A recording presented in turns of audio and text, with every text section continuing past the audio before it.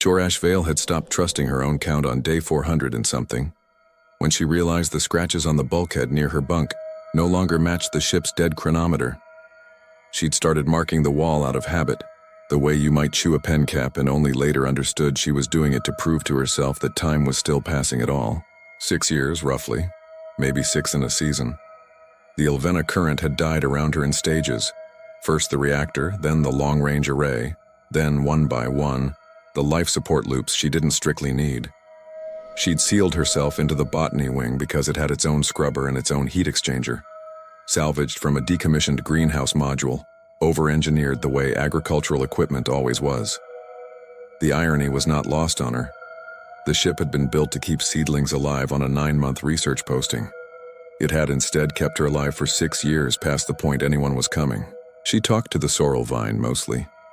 It was the last living thing on the ship besides her, a stubborn little cultivar she'd nicknamed Dennick, after the crewmate who'd planted it before the reactor went and everyone else stopped being alive. "You're doing that thing again," she told it, adjusting the grow light angle by half a degree, where you lean toward the door like something's going to walk through it. The beacon chime went off 9 minutes later. She didn't recognize the sound at first. It had been silent so long she'd assumed the transmitter had finally failed along with everything else, and some animal part of her brain filed the noise as malfunction before her conscious mind caught up and said, "No." That's a response. She sat very still for a long moment, the way you do when you've imagined a thing so many times that its arrival feels like another imagining. Then she pulled up the return signal, read the registry ping, unaffiliated salvage vessel, responding to distress beacon, requesting docking clearance, and did the thing she'd trained herself, over 6 years, never to do. She let herself hope. It took her 4 minutes to talk herself back down. Salvage crews came for hulls, not survivors. If they found her, it would be an inconvenience to whatever they'd actually flown out here for. She made herself a list, out loud, of reasons this would go badly because a list of reasons was easier to hold than the alternative.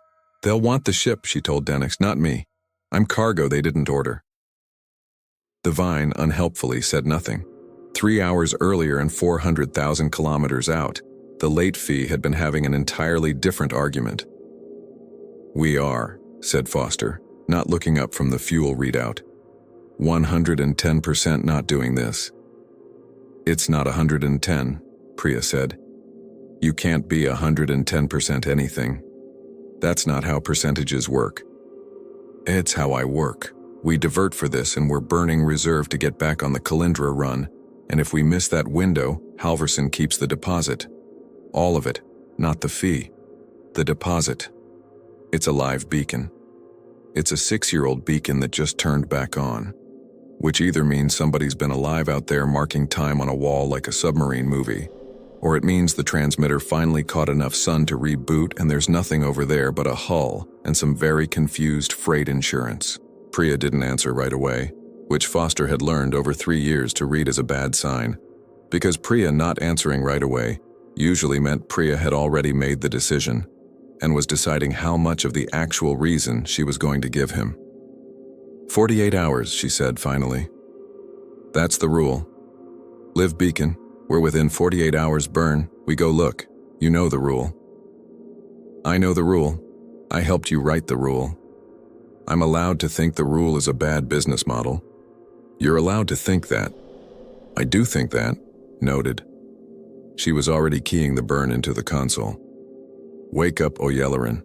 Tell her we've got a diversion and she's got 40 minutes to yell at me about it before we're committed."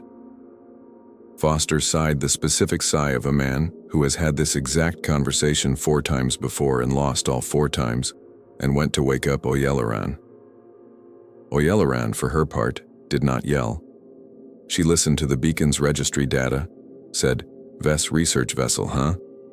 in a tone that suggested this was mildly more interesting than she'd expected, and asked how old the reactor signature was.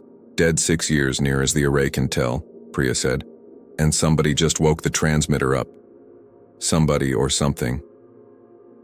Oyeleran considered this. She was the closest thing the late fee had to a doctor, which mostly meant she'd done 2 years of a surgical residency before deciding she preferred fixing people who weren't also billing her, and she had a particular relationship with the idea of somebody surviving 6 years alone that she didn't examine too closely in front of the crew. 48 hours, she said, your rule. My rule. Then we go. They didn't talk about the rule much on the late fee. It had been Priya's originally back when the ship was still called something else and belonged to somebody else, and by the time she'd bought it out from under a bankrupt survey company and renamed it after the late fees she'd racked up doing it, the rule had already calcified into something closer to a religious observance than a business practice. Foster knew the shape of the reason, if not the details. Everyone who'd been aboard more than a year knew the shape of it. There'd been a beacon once, a long time before the late fee, that Priya hadn't diverted for, a supply run schedule, a client who'd have been furious, a calculation that 40 extra hours of transit wasn't worth blowing a contract over. She never told the story straight through. Pieces of it came out sideways over the years, in the way she went white and quiet whenever a distress signal came in low priority, in the fact that the ship's 48-hour rule was written into the actual operating charter, in ink, like a law.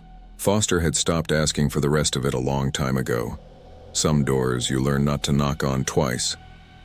The late fee docked with the Ilvena Current 11 days after the beacon first fired. 9 hours of burn, then a slow match and latch that took another 6, because the Current's docking ring had partially buckled and Foster didn't trust it not to shear off entirely if they came in hot. Tuor watched the whole approach from a monitor she'd kept alive specifically for this purpose in case it ever happened, and found that having actually prepared for the moment did nothing to make the moment feel prepared for. The ship on her screen was small, battered, a cargo and salvage hybrid with a hull patched so many times it looked less like a vessel and more like a quilt, with an engine bolted to the back of it. Nothing about it suggested rescue in the way she'd always imagined rescue. Clean lines, official markings, the calm competence of an institution doing its job. It looked like something assembled by people who fixed their own problems because nobody else was going to. She met them at the airlock with a cutting tool in one hand, not raised, just held, the way you hold a thing you're not ready to put down yet. The human who came through first was tall in a way that made the corridor look smaller, dark-eyed, moving with the particular carefulness of someone who had walked into a lot of unstable rooms and developed opinions about where to put their feet. She had both hands visible and empty. "Priya Okonkwo Reyes," she said. "Captain, we got your beacon." Tuor did not lower the cutting tool. "It's been active for 11 days. Yeah, sorry. We were 400,000 clicks out when it fired. This is about as fast as we go." 11 days, Tuor said again, because the number kept not landing correctly, kept sliding off whatever part of her was supposed to process it, is fast. Priya's expression did something complicated, something Tuor would spend the next several hours trying to categorize and failing. "For us? Yeah," Priya said. "Kind of the whole business model." Behind Priya came a man with an engineer's calluses and the specific posture of somebody bracing for the ship to fall apart around him at any moment, and behind him a woman with a medical kit already half open, scanning the corridor with the flat, professional attentiveness of someone cataloging every way this could go wrong before it did. "Foster," the engineer said, by way of introduction, and then, looking past Tuor into the greenhouse module she'd been living in for 6 years. "Is that a garden?" "It's a research annex," Tuor said. "It kept me alive. I'd prefer you didn't touch anything." "Wasn't going to," Foster said, though he was clearly already recalculating something about the entire situation, the way an engineer does when a fact doesn't fit the shape he'd built for it. The one with the medical kit, Oilaran, she introduced herself, no rank offered, no title, didn't ask permission before she started talking. "You're malnourished, but not critically. Your vitals are stable. That's not what 6 years of failing life support should look like." A pause. "You've been rationing like someone who expected to need to." "I expected to need to for another 3 years at minimum," Tuor said. "The review committee cycle is 9 years for unauthorized zone incidents. I was accounting for the full term." The three humans exchanged a look that Tuor would also spend time trying to categorize. 9 years, Priya repeated, "for a rescue authorization vote." "Yes." You were planning to ration for 9 years because your government takes 9 years to vote on whether to come get you. It's not a small decision, Tuor said, and heard, distantly, how much like an apology it sounded, and didn't examine why that bothered her. There are resource allocation protocols, precedent reviews. It isn't a failure of the system. It's the system working as designed. 11 days, Priya said quietly, like she was turning the number over and finding it strange from a new angle now. We took 11 days, and you're standing there defending a 9-year review cycle like it's reasonable. Tuor didn't have an answer for that. She hadn't expected to need one. In 6 years of imagining this conversation, she had rehearsed gratitude, negotiation, even the possibility of being turned away. She had not rehearsed being looked at like she was the strange one for having accepted the terms of her own abandonment as ordinary. She would not later be able to say exactly when suspicion set in, only that it arrived quietly and stayed. It wasn't that the humans were cruel, it was that they were fast, in a way that kept not making sense, and things that didn't make sense had, in her experience, a hidden cost somewhere she hadn't found yet. "What do you want for it?" she asked Priya, on the second day, once the late fees crew had run their assessments and confirmed the current's reactor core was salvageable if not the hull. "For what?" "The rescue, what's the rate?" Priya's jaw did something. "There's no rate. There's always a rate. Fuel isn't free. Transit isn't free. You diverted 11 days for a beacon that might have been nothing, and now you're telling me there's no rate." "We'll take the salvage rights on the ship," Priya said evenly. "That's standard. The hull, the reactor core, whatever's left of the research data if you're willing to sell it. That's how we eat. You're not part of the invoice. That's not how debt works. It's not a debt." "Everything is a debt," Tuor said, and heard again that same apologetic note creeping into her own voice and hated it. "Somebody always collects." Priya looked at her for a long moment. The kind of look that wasn't unkind but wasn't comfortable either, like she was recalibrating something about the conversation in real time. "Not here," she said. "Not this." It was Foster who broke first 3 days in, over a shared meal in the late fees cramped galley that Tuor had agreed to. Mostly because the Current's galley no longer produced anything resembling food, and Pride only got a person so far on protein paste reserves. "You keep doing this thing," Foster said, not looking up from his mug, "where you brace like we're about to name our price." "Because you are going to name a price. Everyone does. I just prefer to know it now so I can plan." "There isn't one. There's always one." Foster set his mug down. "You want to know why we've got a 48-hour rule?" "I assumed it was operational efficiency." "It's not operational efficiency. It's Priya's rule, and it's about her sister. And I'm only telling you this because you keep looking at us like we're running a con, and I'd rather you understood before you say something to Priya that lands wrong, because she doesn't talk about it and she'll hate that I told you. But I'd rather she hate me a little than watch you keep flinching every time somebody's nice to you." Tuor said nothing. Waited. Priya had a sister, Foster said. Younger. Ran survey routes out past the Halden Reach, solo contracts, cheap work nobody else wanted. Sister's beacon went off. This is maybe 8 years back now. And Priya was crewing for somebody else at the time, not her own ship yet. And the captain she worked for did the math. Contract penalties if they diverted, fuel margins, client relationships. Ran the numbers and decided the beacon wasn't worth the detour, that whoever was out there could hold on for the scheduled relief run 3 weeks later. And there wasn't anybody to relieve 3 weeks later. Hull breach. Sister'd been alive for the first 9 days of it, near as they could work out from the logs. Would have made it probably if anyone had come at day 2 instead of day 23. Tuor sat very still. "So Priya bought this ship the second she had the money," Foster went on, named it something stupid and bitter, and put the 48-hour rule in the actual charter, in writing, so nobody could ever talk her out of it the way somebody talked her captain out of it. Doesn't matter what the client wants, doesn't matter what it costs. Live beacon 48 hours burn, we go look, every time. No exceptions, no committee vote, no 9-year review. He glanced up. That's the price you're waiting for, that's the whole invoice. She's just trying not to be the person who did the math and decided you weren't worth the detour. She didn't sleep that night in the small guest bunk they'd cleared for her. She lay in the dark and thought about 9-year review cycles and 48-hour rules, and tried to hold both facts in her hands at once without one collapsing the other. At home, urgency was suspicious. A researcher who acted without authorization was a researcher who'd made someone else's decision for them, and the Vess had built an entire civilization on the conviction that unilateral action was how disasters started, that the correct response to uncertainty was more deliberation, not less. That speed was what you did when you hadn't thought carefully enough. She had believed this the way she believed gravity, as a fact of the world, rather than a choice someone had made about it. The 9-year review cycle wasn't cruelty. It was carefulness, at a species-wide scale, applied without exception because exceptions were how carefulness eroded.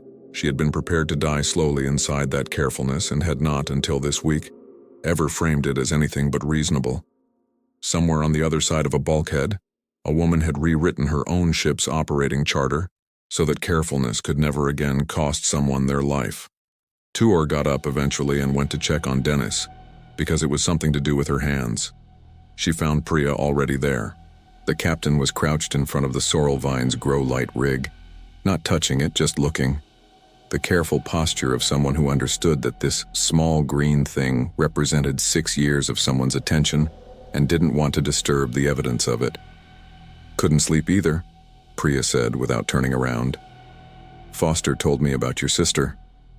Priya's shoulders went still, just for a second, and then she exhaled, long and slow, like she'd been braced for this conversation to come from a different direction and had to recalculate.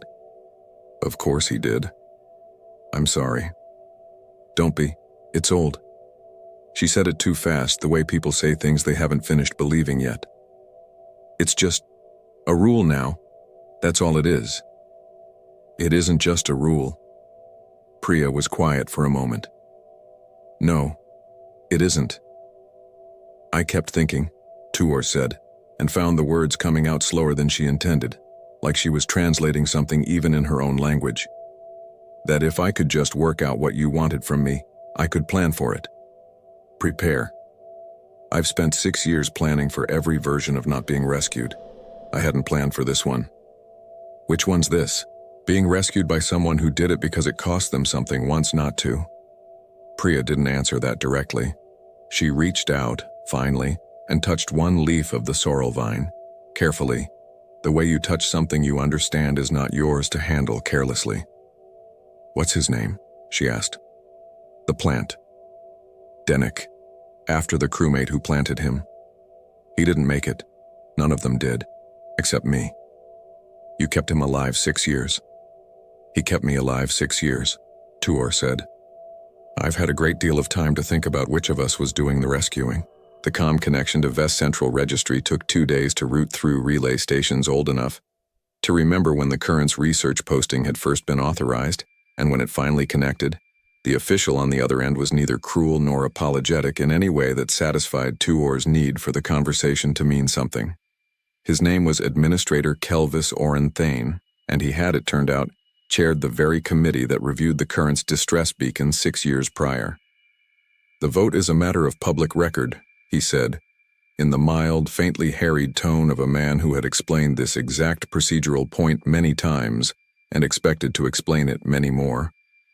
Research Post 88 Wartine was assessed as low continuity priority given the modest scope of the botanical survey and the absence of confirmed additional survivors at time of review.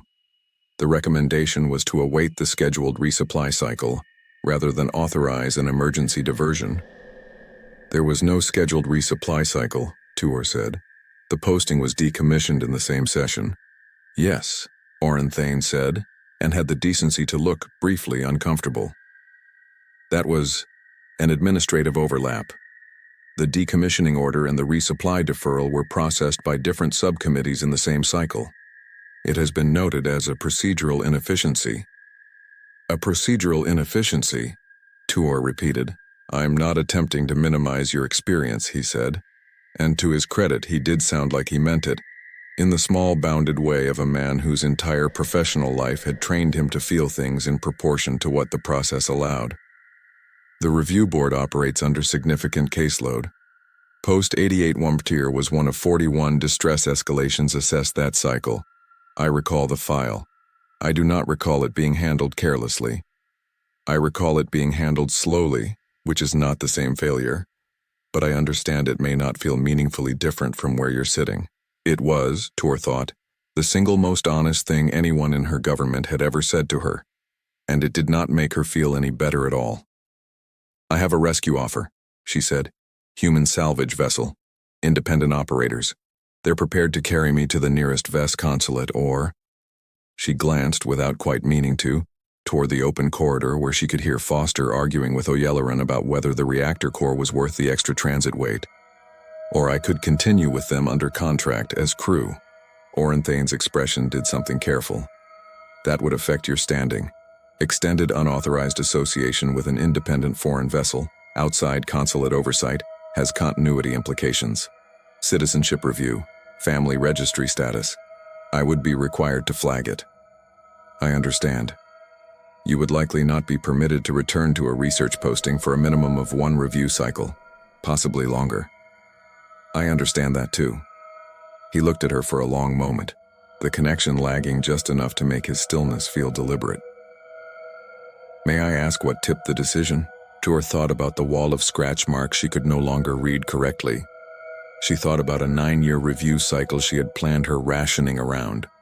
She thought about a rule written into a ship's charter in ink, because a captain had once done the correct, careful, defensible math and lost a sister to it. Someone came for me in 11 days, she said, who had every reasonable justification not to. I would like to understand why that's possible before I go back to a system that took 6 years to explain why it wasn't. She didn't decide all at once. It happened the way most true decisions happen, in small increments disguised as other things, in choosing, on the 4th day, to help Foster recalibrate the current salvaged reactor core rather than sit in her bunk waiting for someone to tell her what came next. In learning that O'Yelleran took her coffee so overbrewed it was nearly solid and drank it anyway, out of what she eventually admitted was spite toward a training instructor who'd once told her she'd never last a real shift. In the morning, she caught herself laughing, actually laughing at something Foster said about the late fee's tendency to develop new and creative hull leaks, specifically during dinner service. It's not haunted, Foster said, with the weary conviction of a man who had said this many times and half believed it less each time. It just has opinions. Everything mechanical has opinions if you listen to it long enough, Tuor said, and meant it, and found she'd stopped bracing for the cost of the conversation somewhere around the 3rd exchange. Priya found her in the greenhouse module on the 6th day, transplanting Dennis cutting into a travel pot, the kind meant to survive a hard burn without spilling. That a yes? Priya asked. Or are you just hedging your options? It's a yes, Tuor said. Conditionally. What's the condition? That you tell me the real reason you took 11 days to reach a beacon that was, according to your own numbers, well within your operational range at 9. Priya's mouth did something that wasn't quite a smile. Docking ring was buckled. Had to come in slow or risk shearing the whole assembly off and stranding both ships. Foster made the call. Wasn't hesitation, wasn't second-guessing, just physics. You could have told me that 6 days ago. You could have asked 6 days ago instead of doing math in your head about what it was going to cost you. Tuor set the travel pot down carefully and looked at her. I've spent 6 years being told by the only system I've ever trusted that urgency is a symptom of poor planning, she said. That the correct response to disaster is more deliberation, never less. I don't know how to unlearn that in 11 days.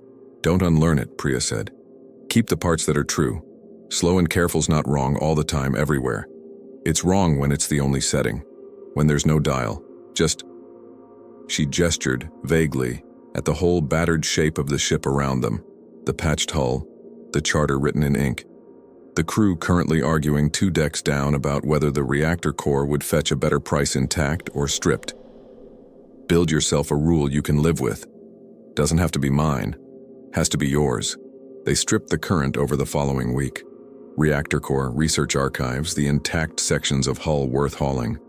And Tuor watched her home of 6 years get carefully, methodically dismantled around her with a feeling that surprised her by being closer to relief than grief. It had kept her alive. It did not need to remain a monument to that. She kept 3 things: the scratch-marked bulkhead panel, cut free and stored in the late fee's cargo hold like a strange piece of driftwood, the last research logs from Dennis's original crewmate, the one the plant was named for, and the plant itself transplanted twice now, once out of necessity and once, this final time, by choice. The formal message to Vest Central Registry took her 4 drafts.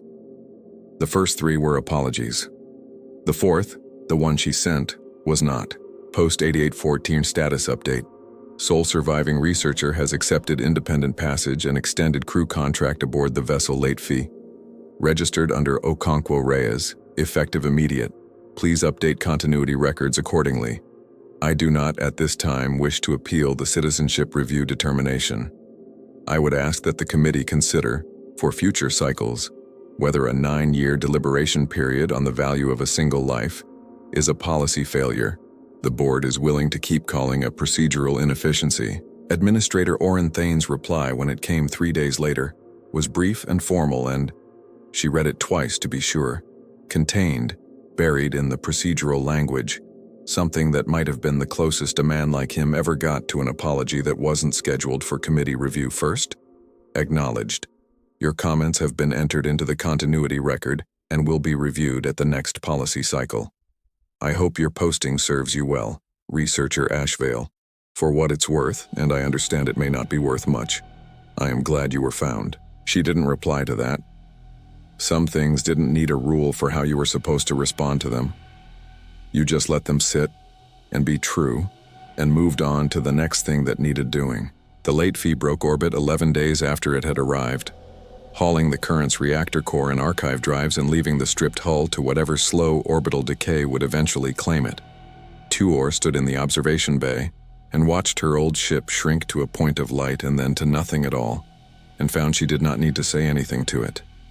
She'd said everything she had, over 6 years, out loud, to a plant that had listened without judgment because it had no other option. "You good?"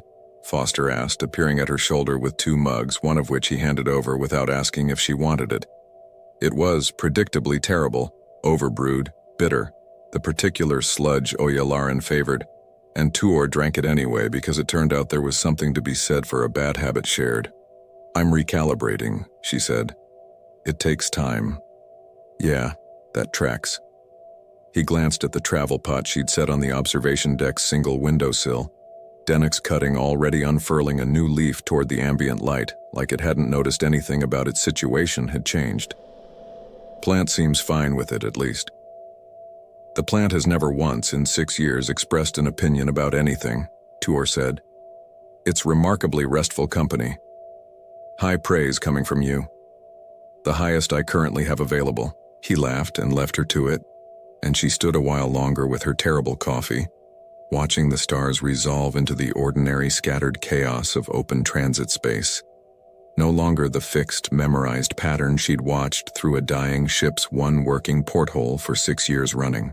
That night, ship's night, an arbitrary human convention she found she didn't mind adopting, she found the scratch-marked panel where Foster had stowed it in the cargo hold, propped it against the bulkhead of the tiny cabin that was now provisionally hers, and picked up a tool she had no real need for anymore.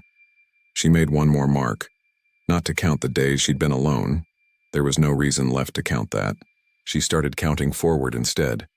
Days until the next beacon, the next posting, the next stretch of dark between one point of light and another, because it turned out that was a number worth keeping track of, when you trusted finally that someone was going to come looking before the count ran out.